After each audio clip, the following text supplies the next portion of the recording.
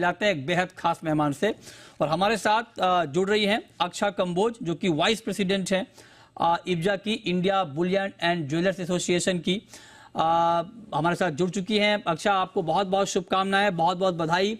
आप इब्जा की नई वाइस प्रेसिडेंट बनी हैं और आपको बहुत बधाई इसलिए भी क्योंकि हमें जानकारी मिली कि आप पहली महिला वाइस प्रेसिडेंट हैं India Boolean and jewellers association की। तो इसको लेकर के आपको अतिरिक्त बधाई हमारी तरफ से, जी मीडिया की तरफ से, जी बिजनेस की तरफ से। अब जरा मेरा पहला सवाल आपसे ये होगा कि आप चूंकि पहली महिला वीपी बनी हैं, तो आपकी प्राथमिकताएं क्या होंगी? मतलब बुलियन इंडस्ट्री के लिए, ज्वेलर्स के लिए आपकी प्रायोरिटी क्या होने वाली है? Good morning, Mrityunjay ji. Thank you so much for the congratulations and the wishes. And yes, मैं पहली महिला हूँ बनने के लिए। ये जो हमारी इंडस्ट्री है, इसके majority consumers are women. तो अभी हम ऐसी अप्रोच रख रहे हैं कि women और forefront में आए, थोड़ा आगे आए। जैसे हमारा एक स्किल डेवलपमेंट प्रोग्राम है जहाँ पे हम विमेन को खास तौर पे, बाकी कंज्यूमर्स को भी, पर ज्यादातर के विमेन को अवेयर करें about fair pricing, quality, purity, उन चीजों के लिए कि वो ज्यादा अवेयर हुए, यू नो। और स्पेशली बी टाउन, सी टाउन सिटीज में जहाँ पे अवेयरनेस थोड़ी कम हो जाती है, लिटरेसी थोड़ी सी कम होती है, यू नो, तो वहां पे हम चाह रहे हैं कि हम ज्यादा अवेयरनेस प्रोग्राम्स रखें so that you know they are aware of what they are buying. फिर और उसके बाद जो हमारी सब बुलियन ट्रेडर्स एंड ज्वेलर्स हैं, उन सब के इंटरेस्ट हम इफेक्टिवली अच्छे से हम रिप्रेजेंट कर सकें फोरम्स के आगे, रेगुलेटरी बोर्ड्स के आगे, सो दैट सबका interest you know is taken care of.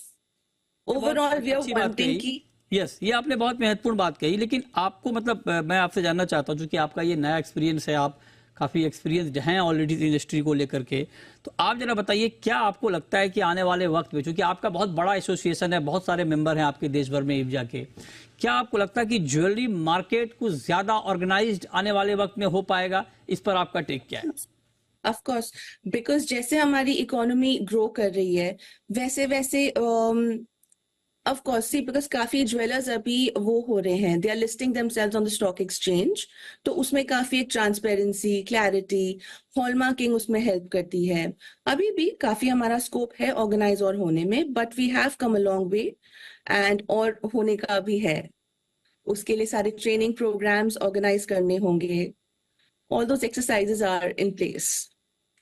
अच्छी अप्रोच है छोटे ज्वेलर्स के लिए, क्योंकि बहुत सारे बड़े ज्वेलर्स तो क्या होते हैं कि उनको बहुत सारा आइडिया होता है, पॉलिसी की जानकारी होती है, तो वो उस तरह से मैनेज कर लेते हैं। लेकिन छोटे ज्वेलर्स के लिए आपकी योजना क्या होगी?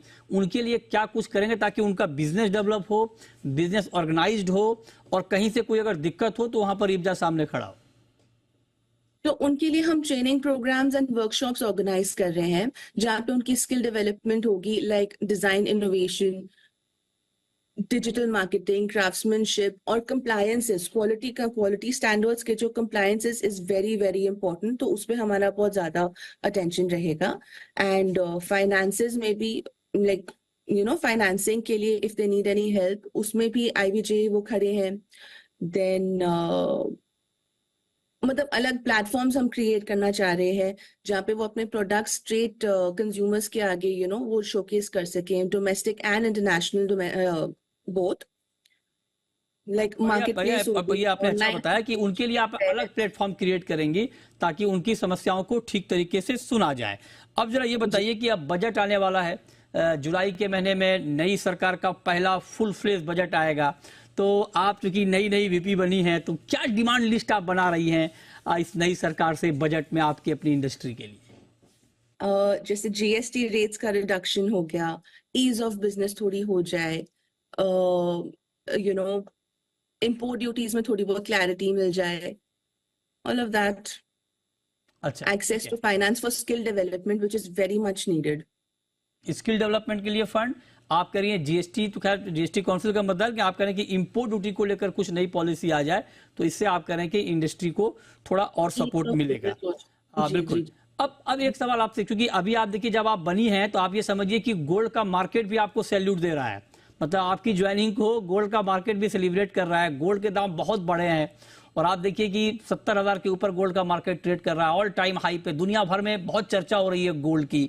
तो आप जरा बताइए कि आपके हिसाब से क्या अभी आने वाले वक्त में गोल्ड की इन्वेस्टमेंट डिमांड और ज्वेलरी डिमांड आपको बढ़ती हुई दिख रही है? डेफिनेटली, बिकॉज जैसे हमारी इकोनॉमी ग्रो कर रही है, we will have more disposable income, वो जो अल्टीमेटली इन्वेस्टमेंट में ही जाएगी, ज्वेलरी में ही जाएगी मेरे हिसाब से। End of course gold is evergreen. तो आप इस बात को लेकर कॉन्फिडेंट हैं कि आने वाले वक्त में गोल्ड की डिमांड और बढ़ेगी और अच्छी। एक आखिरी सवाल आपसे कि मैं आपसे जानना चाहता हूं कि चूंकि अभी ज्वेलर के सामने जो हॉलमार्किंग का मुद्दा है, क्या आपको लगता है कि ये ठीक डायरेक्शन में चल रहा है? हॉलमार्किंग के टारगेट को हम अचीव कर लेंगे आने वाले वक्त में? Of course, see because this works दोनों के इंटरेस्ट में, कंज्यूमर्स के भी एंड सेलर्स के भी। And they have the right to know what quality they are buying. After all it's hard earned money, you know, हर कोई बहुत मेहनत से बनाते हैं, तो उनको सही क्वालिटी मिलनी बहुत बहुत जरूरी है। जैसे रह रहा है वैसे ही समझ लीजिए। ठीक बात है। चलिए, बहुत शुक्रिया अक्षा आपका हमारे साथ जुड़ने के लिए, और वाइस प्रेसिडेंट बनने के बाद सबसे पहले जी बिजनेस को वक्त देने के लिए आपका बहुत बहुत शुक्रिया। उम्मीद करते हैं कि आपका कार्यकाल आपकी पूरी इंडस्ट्री के लिए, ज्वेलर के लिए, बुलियन ट्रेडर के लिए काफी अच्छा रहे।